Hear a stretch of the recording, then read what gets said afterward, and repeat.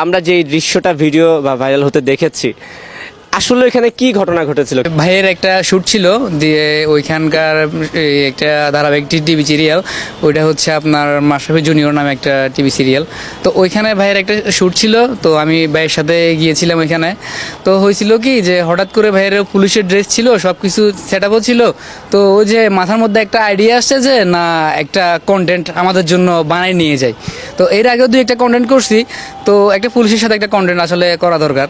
তো ভাইকে আইডিয়াটা শেয়ার করলাম যে ভাই আসলে যে আমার মাথায় একটা কন্টেন্ট আসছে, যে একজন ওই যে মহিলা পুলিশ যিনি আছেন, যে ওনাকে বলবেন যে আমার হাতটা ধরে রাখতে, আমি যা সোনার দিকে তাকায় থাকবে, আপনি বারবার আমাকে নিষেধ করবেন যে শুধু তুমি ক্যামেরার দিকে তাকাও, এরকম একটা এক্সপ্রেশন থাকবে।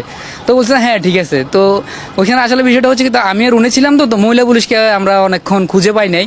তো পরে ভাই ওনাকে মেকআপ রুম থেকে খুঁজে নিয়ে আসছে, যে উনি মেকআপ রুমে ছিল, খুঁজে নিয়ে আসছে। তো ইনস্ট্যান্ট ভিডিওটা করে ফেলা।